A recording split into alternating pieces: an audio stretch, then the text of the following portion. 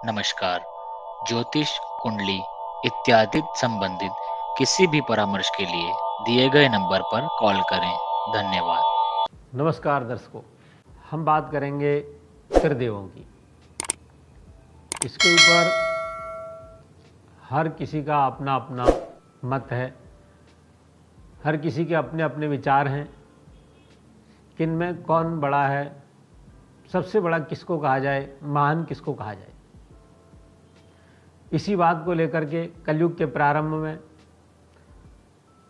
बहुत सारे ऋषियों ने, मुनियों ने मिलकर के एक यज्ञ करने की योजना बनाई और उस यज्ञ के माध्यम से किस यज्ञ का हम फल किसको दें, कौन इसका स्वामी बने, ताकि बदले में वो हम सबकी रक्षा कर सके।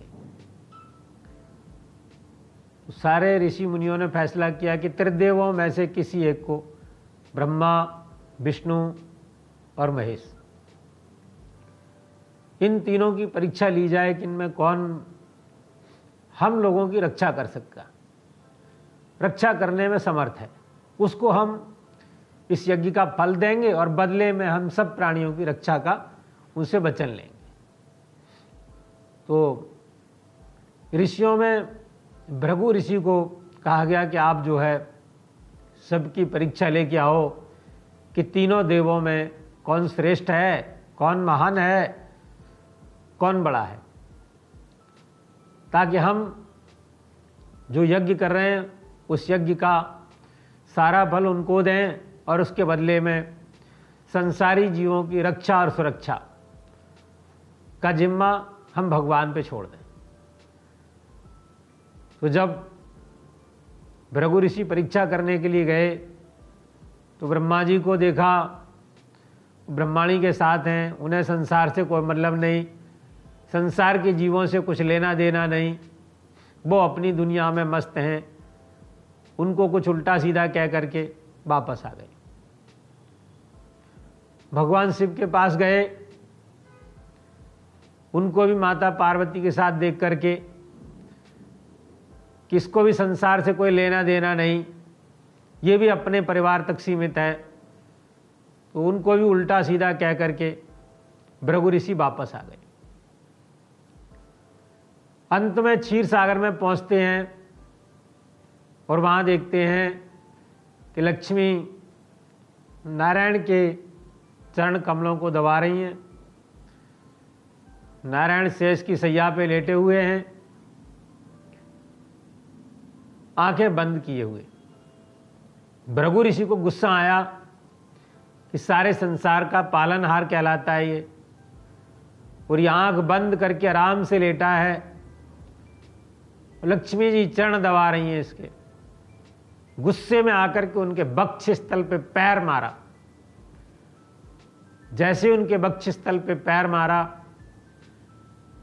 विष्णु जी ने उनके पैर को पकड़ लिया और कहने लगे कि प्रभु, मेरा ये पत्थर के समान वक्ष स्थल और आपका ये पैर पद कमल के समान कोमल, कहीं इसको आघात तो नहीं पहुंचा, कहीं इसमें चोट तो नहीं आई, सहलाने लगे। भृगु ऋषि को बड़ा आश्चर्य हुआ कि जिनको मैंने उल्टा सीधा कहा उन्होंने लौट के कुछ नहीं कहा, मुझे हिम्मत नहीं हुई बोलने की, और इसको तो मैंने मारा है, इनके वक्ष स्थल पे पाद प्रहार किया है। यदि ये चाहते तो मुझे बहुत कुछ उल्टा कह सकते थे बदले में, पर इन्होंने मेरे पद कमल को सहलाना शुरू कर दिया और मुझसे प्रार्थना करने लगे कि आपके पद कमल में कहीं चोट तो नहीं आई ब्राह्मण। उन्होंने आकर के सारा जो भी घटनाक्रम घटित हुआ ऋषि मुनियों को बताया और कहा कि हमारे यज्ञ का फल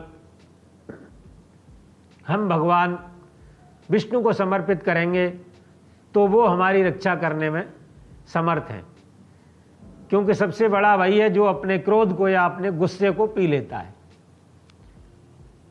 भगवान ने इतना बड़ा अपराध होने के बाद भी मुझ पर गुस्सा नहीं किया, मुझे कुछ अपशब्द ना बोले, एक भी अपशब्द नहीं बोला, और बल्कि मुझसे क्षमा याचना करने लगे, तो ये सबसे महान है।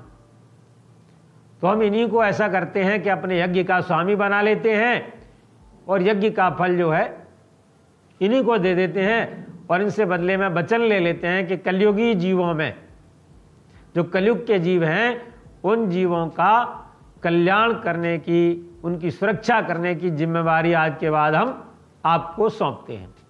तो वहाँ ये भगवान विष्णु को सौंपा गया। और वैसे भी जब राजा बलि यज्ञ कर रहा था तो वहाँ भी बताया गया है,